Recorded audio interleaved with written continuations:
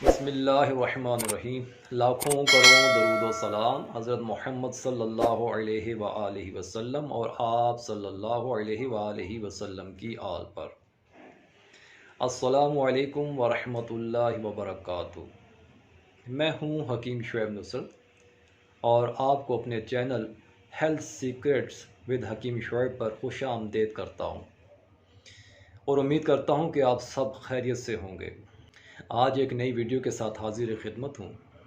ہماری آج کی ویڈیو کا موضوع بھی امراض نیسواں کے حوالے سے ہے۔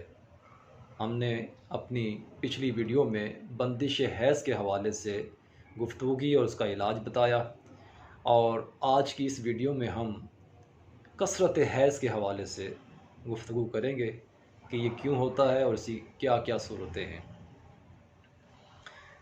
کثرت حیض اس کی دو صورتیں ہوتی ہیں، یعنی کہ کثرت حیض بغیر درد کے اور کثرت حیض درد کے ساتھ۔ کثرت حیض بغیر درد کے یہ اس علامت کو ظاہر کرتا ہے کہ جسم میں خشکی اور گرمی حد سے زیادہ بڑھ گئی ہے۔ جن عورتوں کے جسم میں خشکی اور گرمی ضرورت سے زیادہ بڑھ جاتی ہے انہیں بہت زیادہ حیض آتا ہے، لیکن اس میں پین نہیں ہوتی۔ اور جو دوسری صورت ہے جس میں کثرت حیض پین کے ساتھ ہوتا ہے، ایسی خواتین میں گرمی اور خشکی ضرورت سے زیادہ بڑھ جاتی ہے۔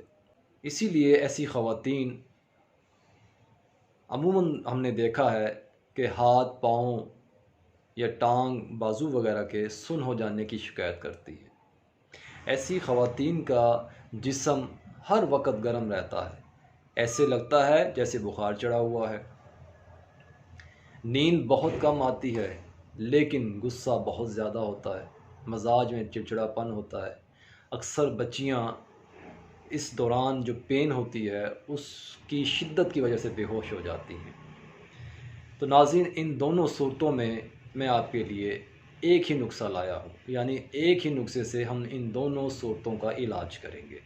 تو آئیے اب ہم چلتے ہیں اپنے علاج کی طرف۔ نسخہ نوٹ فرما لیجئے۔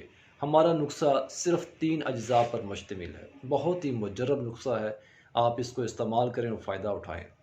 نسخہ نوٹ کیجئے۔ سب سے پہلے ہے skin Nagori 50 gram, number 2 ریون خطائی 50 gram, number 3 زیرہ سفید 50 گرام۔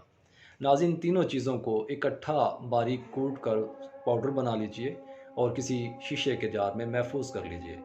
اس کو استعمال کرنے کا طریقہ یہ ہے کہ اس کو آپ نے مرض کی شدت دیکھتے ہوئے، اگر تو مرض کی شدت بہت زیادہ ہے، یعنی بلیڈنگ بہت زیادہ ہو رہی ہے یا پین بہت زیادہ ہے، تو 2 ماشے کی مقدار میں آپ نے ہر 15 منٹ کے بعد آپ نے اس دوائی کو پانی یا دودھ کے ساتھ استعمال کرنا ہے۔ اور جیسے ہی مرض کی شدت میں کمی آنا شروع ہو جائے تو آپ اس کو صبح، دوپہر اور رات معمول کے مطابق 2 ماشا سادہ پانی کے ساتھ یا دودھ کے ساتھ استعمال کیجیے۔